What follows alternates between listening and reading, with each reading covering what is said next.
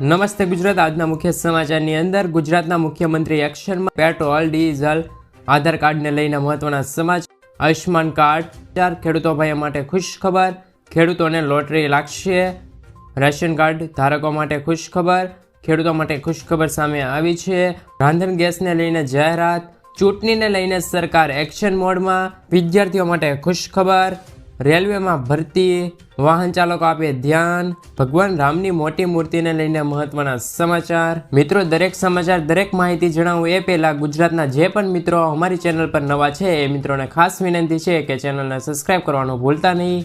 મિત્રો, ત્યારબાદના સમાચારની અંદર વાત કરીએ તો ગુજરાતના મુખ્યમંત્રી એક્શનમાં. મુખ્યમંત્રી ભૂપેન્દ્ર પટેલ સરકારી કામની ગુણવત્તાને લઈને કટોર કરી રહી છે. તેમણે કહ્યું છે કે ક્વોલિટીમાં કોઈ બાંધછોડ નહીં ચાલે. આમ 2 મહિના મોડું થાય તો ચાલશે, પણ કામની ગુણવત્તા સામે કોઈ પણ બાંધછોડ નહીં ચાલે. કામ સારું થવું જોઈએ. જો નહીં થાય તો એક્શનમાં લેવાશે. રાજ્યની મહાનગરપાલિકાઓની અને નગરપાલિકાઓને ચેક વિસ્તરણ કાર્યક્રમ તેમને આ નિવેદન આપ્યું હતું. આગળના સમાચારની અંદર વાત કરીએ તો મિત્રો, પોલીસ વિભાગનો મોટો નિર્ણય. પીઆઈ અને પીએસઆઈના મોબાઈલ નંબર સ્થાયી રહેશે. રાજ્યના દરેક પોલીસ સ્ટેશનના નિયમો લાગુ થશે. જે તે પોલીસ સ્ટેશનમાં ફાળવાયેલ નંબર જ રહેશે. બદલી થશે તો પણ ત્યારબાદના સમાચારની અંદર વાત કરીએ તો 2 વાર આધાર કાર્ડ અપડેટ કરાવો. એનસીઆરની સૌથી મોટી યુનિટી આઇડેન્ટિફિકેશન ઓથોરિટી ઓફ ઇન્ડિયાના આધાર કેન્દ્રના ઇન્ચાર્જ નિશુ કહેવાય છે. બાળકો પુખ્ત થાય છે તે પહેલાં તેમના આધાર કાર્ડને 2 વાર અપડેટ કરવાની ફરજ બને છે. જો તમે આમ નહીં કરો તો આધાર ઉપયોગી રહેશે નહીં. પ્રથમ વખત 5 વર્ષની ઉંમર અને બીજી વખત 15 વર્ષની ઉંમરે બાયોમેટ્રિક અપડેટ કરવાનું ફરજિયાત છે. લોકોએ આધાર સેવા કેન્દ્ર પર જઈને નિર્ધારિત સમયમાં આધાર અપડેટ કરાવવું જરૂરી છે. મિત્રો, ત્યારબાદના સમાચારની અંદર વાત કરીએ તો પેટ્રોલ અને ડીઝલના ભાવો મુદ્દે શું છે. ક્રૂડ ઓઇલના ભાવોમાં ઘટાડાના કારણે પેટ્રોલની છૂટક કિંમત 10 રૂપિયા પ્રતિ લીટર અને ડીઝલની કિંમત 6 રૂપિયા પ્રતિ લીટર સુધીનો ઘટાડો જોવા મળ્યો છે. હવે પેટ્રોલિયમ મંત્રી હરદીપસિંહ પુરીએ પેટ્રોલ અને ડીઝલના ભાવોમાં ઘટાડાના સમાચાર અફવા ગણાવી છે. તેમણે કહ્યું છે કે સરકાર હજુ સુધી ઈંધણના ભાવમાં કોઈ ઘટાડો અંગે સરકારી ઓઇલ કંપનીઓ સાથે કોઈ વાતચીત કરી નથી. મિત્રો, ત્યારબાદના સમાચારની અંદર વાત કરીએ તો ખેડૂતો માટે ખુશખબર સામે આવી છે. કપાસના ભાવમાં મંદીનો માહોલ પૂરો થવાની સંભાવના. ધીમે ધીમે ભાવ વધી રહ્યા છે. ચૂંટણી આવવાના કારણે કેન્દ્ર સરકાર આ વર્ષે ₹1404ના ટેકાના ભાવે કપાસની ખરીદી કરી રહી છે. કપાસના ઉતારા અને ક્વોલિટીના આ વર્ષે સારી જોવા મળી નથી. એટલે કે ભાવ છે તે 1800ની સપાટીએ પહોંચે તેવી ઓછો છે તેવી માહિતી મળી રહેલી છે. ગઈકાલે માણાવદરમાં કપાસના ઊંચા ભાવ ₹1535 નોંધાયા હતા, જ્યારે એવરેજ ભાવ છે તે 1350થી લઈને 1450 સુધી બોલાયા હતા. મિત્રો, આગળના સમાચારની અંદર વાત કરીએ તો 2024માં આયુષ્માન કાર્ડમાં ફાયદાઓ. અત્યાર સુધી આયુષ્માન કાર્ડ નીકળતા હતા એમાં 5 લાખ રૂપિયાની માહિતી મળતી હતી, એટલે કે વીમા રૂપે. પરંતુ હવે 10 લાખ રૂપિયાનો સ્વાસ્થ્ય વીમો મળશે તેવા કાર્ડ નીકળવાની શરૂઆત થઈ ગઈ છે. તો આજે જ નવું કાર્ડ બનાવો. આવકનો દાખલો, રેશન કાર્ડ, આધાર કાર્ડ, મોબાઈલ નંબર, ડોક્યુમેન્ટ છે તે અપડેટ કરાવી લેજો. ત્યાર પછીના સમાચારની અંદર વાત કરીએ તો મિત્રો, રેશન કાર્ડ ધારકોને મોટી લોટરી. જાન્યુઆરી મહિનાનું અનાજની દુકાન ઉપર ઉપલબ્ધ થતાં જ તેમનું વેચાણ પણ શરૂ કરવામાં આવી રહ્યું છે. મફત અનાજ મળશે. મિલેટ વર્ષના ભાગરૂપે જાડુ અનાજ છે તે પણ મળશે. ગુજરાત સરકારનું રેગ્યુલર અનાજ પણ મળશે. જે રીતે તમે ફોટો જોઈ શકો છો તેમાં તમામ માહિતી છે. જેમાં ઘઉં છે તે અત્યંત કુટુંબો અને અગ્રતા ધરાવતા કુટુંબો છે તેમને ક્રમશઃ 15 કિલો અને 2 કિલો વિનામૂલ્ય મળશે. સાથે જ ચોખા પણ એ જ રીતે છે તે અત્યોદય કુટુંબો છે તેને કાર્ડ દીઠ 20 ગ્રામ વિનામૂલ્ય અને અગ્રતા ધરાવતા કુટુંબો છે તેને વ્યક્તિ દીઠ 3 કિલો વિનામૂલ્ય અનાજ મળી જશે. મિત્રો, ત્યારબાદના સમાચાર કે 2024માં આયુષ્માન કાર્ડમાં ફાયદા, જેમાં NFSનું રેશન કાર્ડ છે અને તમે અનાજ મળશે તો તમે આયુષ્માન કાર્ડ બનાવી લેજો. શું તમને NFS કાર્ડ ધારક છો તો તમને પણ આયુષ્માન ભારત પ્રધાનમંત્રી જન આરોગ્ય યોજનાનો લાભ. ત્યાર પછીના સમાચારની અંદર વાત કરીએ તો મિત્રો 2024માં ખેડૂતોને લોટરી લાગશે. ખેડૂતોને આનંદો.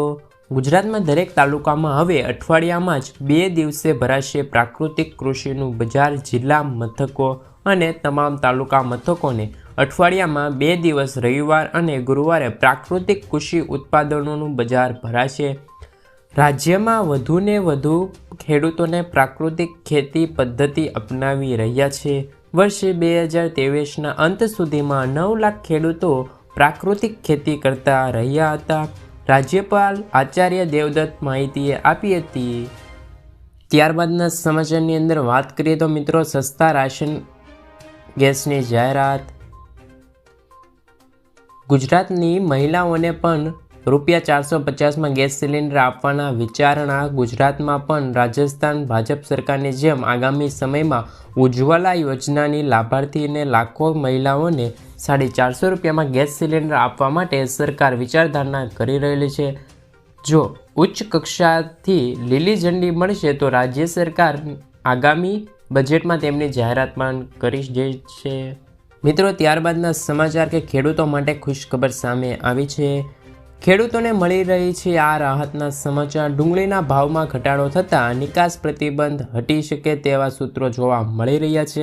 આવતા અઠવાડિયે બેઠક કરી સમીક્ષા કરવામાં આવશે. ત્યારબાદના સમાચાર મિત્રો ચૂંટણીને લઈને સરકાર એક્શનમાં. લોકસભા ઇલેક્શન 2024 ચૂંટણી પહેલાં આવ્યા ગુજરાતની 26 સીટને લઈને ભાજપ એક્શન મોડમાં આવી ગઈ છે.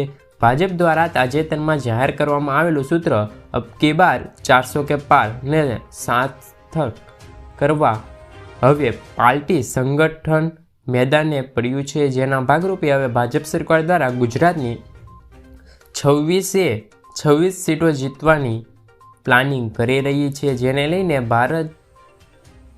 ભારતીય જનતા પાર્ટીના વરિષ્ઠ નેતાની બેઠક સાથે રાજ્યની તમામ 26 લોકસભાની બેઠકમાં છે તે ભાજપ આવે તેવી પણ વિચારધારણા કરી રહી છે સરકાર. મિત્રો ત્યારબાદના સમાચાર વિદ્યાર્થીઓને ખુશખબર સામે આવી છે. સરકારી નોકરીની તૈયારી કરતા ઉમેદવારો માટે સારા ન્યૂઝ છે.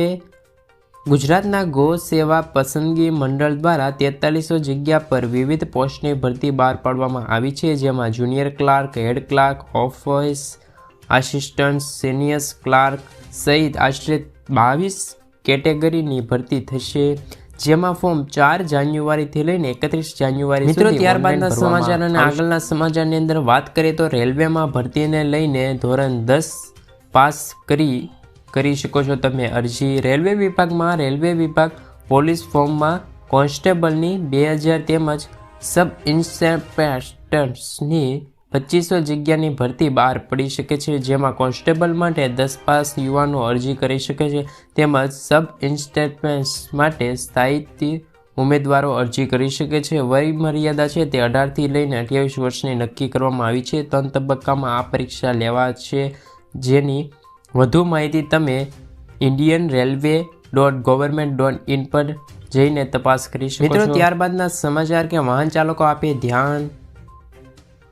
સગીરને વાહન આપો છો તો સજા દંડ. ઉત્તર પ્રદેશ સરકારે સગીરને વાહન ચલાવવા બાબતે નવા નિયમો લાગુ કર્યા છે.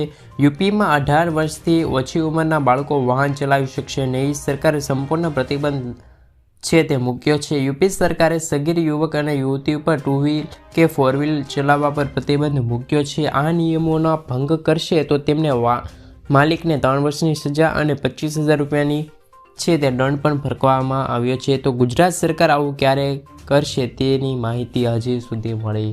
મિત્રો આગળના સમાચારની અંદર વાત કરીએ તો આ રાજ્યમાં મળશે 12,000નો હપ્તો. ખેડૂતો ભાઈઓ હવે PM કિસાન યોજના હેઠળ વધુ પૈસા મેળવી શકશે. યોજનાનો લાભ લેવા માટે ખેડૂતોને KYC કરાવવું આવશ્યક બનશે. PM કિસાન યોજના માત્ર દેશમાં જ નહીં પરંતુ સમગ્ર દેશના કરોડો ખેડૂતોને પ્રધાનમંત્રી કિસાન સન્માન નિધિ યોજનાનો લાભ મળી જઈ રહ્યો છે. જે વિશ્વની સૌથી મોટી DBT યોજનાનો સમાવેશ થાય છે. અત્યાર સુધી આ યોજના હેઠળ ખેડૂતોને 6,000 રૂપિયા આપવામાં આવે છે જે વધીને વધે તેવી પણ માહિતી મળી રહેલી છે. રાજસ્થાનની ચૂંટણીમાં રેલીને સંબોધિત કરતી વખતે પ્રધાન નરેન્દ્ર મોદીએ જાહેરાત કરી હતી. જો રાજસ્થાનમાં ભાજપની સરકાર બનશે તો પીએમ કિસાન યોજનાના લાભાર્થીઓને 12,000નો હપ્તો પણ મળી જશે. મિત્રો, ત્યારબાદના સમાચારની અંદર વાત કરીએ તો ડુંગળીઓના ખેડૂતોને આવ્યા છે રોવાનો વારો.